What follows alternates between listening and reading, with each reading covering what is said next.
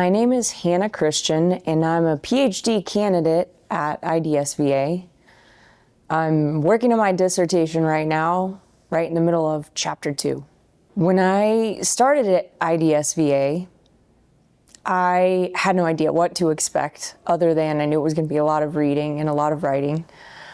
One thing that has been different about my experience is that I started in 2020. So the whole world was shutting down around us, and we were like, what should we do? We'd been planning this out. I say we because my whole group together has kind of bonded over this. But, the world is coming to an end in a global pandemic, and we thought we should go into a PhD program.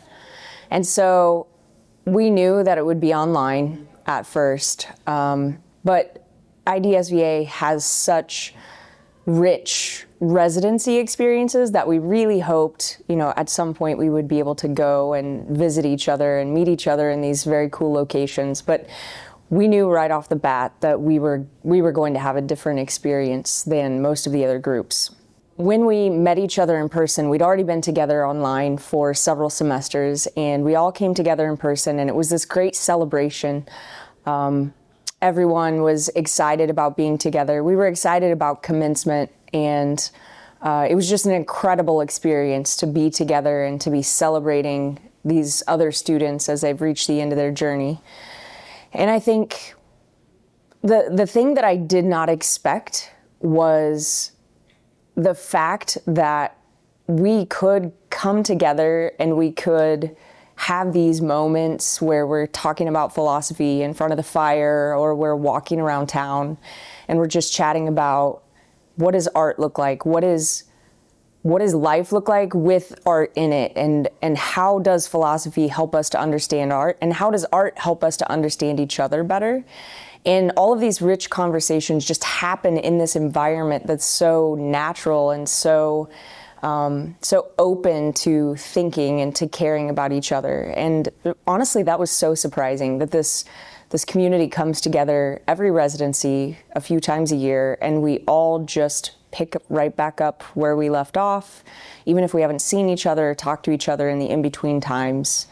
The group is just so close and so tight-knit and so committed to supporting each other that it's an incredible feeling to be a part of that. And when you're in the thick of it and you're going week by week and day by day, you're just trying to keep up. It feels like you're drinking from a fire hose of knowledge and you're just getting soaked in it.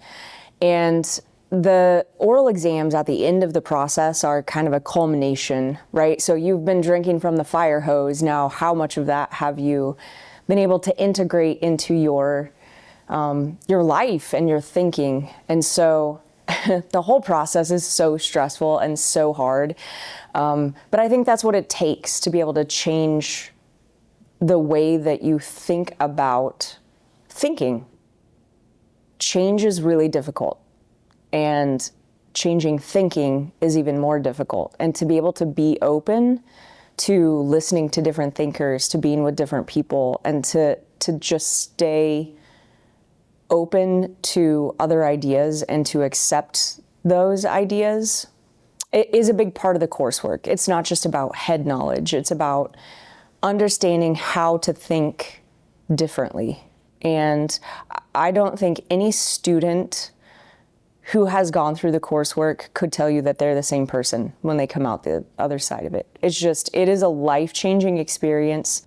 And honestly, it makes the idea of writing a dissertation bearable. A dissertation sounds like a vacation after the struggle of trying to get through the coursework.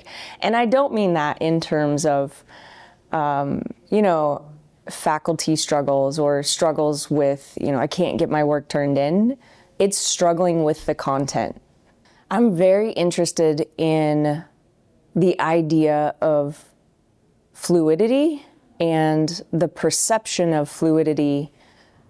For example, when you're viewing artwork, and how does art influence the way that we perceive time? So when you're viewing art, you're viewing a multiplicity of times in one moment. It's one moment and it's all the moments. And that's so real to anyone who looks at the artwork and they see it and they feel it. But how does that happen? How do we collect all of the information from the world around us? How do we navigate gravity? And how does that artwork, within the confines of gravity and within fluidity and within our perception, how does that help us understand each other better? And how does it help us stay in time with each other? The writing process for me has been so much more enjoyable than I could ever have imagined it would be. Writing is also creating, and it's a very intimate form of thinking through these ideas and these problems. And it's not just documenting them, and it's not just expressing something that you already have well formed within you. It's a process of interacting with the world and with your inner world and with others in time, not linear. Aristotle, Plato, Kant, they are all long gone in terms of being alive, but their work is still very much alive. So interacting with all the thinkers is very much a living and dynamic process. Everything you bring in, everything you see, everything you hear, everything you think about becomes fodder for that creative process of building this idea that you're trying to articulate through that dissertation work. I have 3 kids, a very wild house filled with sports and exciting adventures and pets and family. And I knew that was going to take time away from that. But what I did not anticipate was how much joy it would bring me through this other understanding of what's going on outside of me in the world. And to be able to be a part of this community really allows me to bring those ideas and those thoughts and all of that community back to my own community. So by being able to be a part of this group that's so caring and so empathetic and so open to new ideas, I can bring that back, and I can be that for my family and for my community as well. I thought that it would just be lots of time alone, locked in a closet, writing, and there are bits of that as well. But in general, it's exposure to people and ideas that would never have made it to my tiny, small town. And I'm able to be a carrier, a person who can bring those things back and share with other people in a way that I never thought was possible.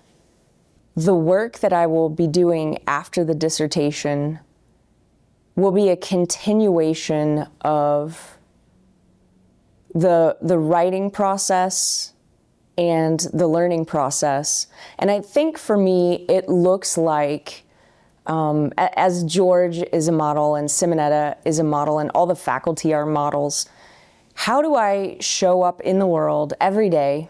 And how do I, again, share with my community? How do I lead from a place of compassion and from a place of openness? How do I bring art and philosophy into the world in a way that's not esoteric, that's not irrelevant to the things that are happening in my workplace, in my home, in my community? How do I share with others the ways that art makes us better people? How do I think through my work, tasks and processes and relationships in a way that really is a practice of the ethos of care that has been shown to me through this whole institution? How do I take that and how do I bring that to life and how do I bring that to bear? I work at a university. How do I share that through our university community? How am I able to continue to write about things that interest me in ways that maybe open up the eyes of other people to maybe think through some of these issues? How are we spending time in the same moments together? How are we learning from each other? How are we supporting each other in times of stress and times of struggle? I think, honestly, more than one, pivotal work or one book or one journal article or one event, I think the changes that happen are daily, practical changes. How do I just continually pass along the things that have been given to me? And how do I find love and joy in doing all of those things?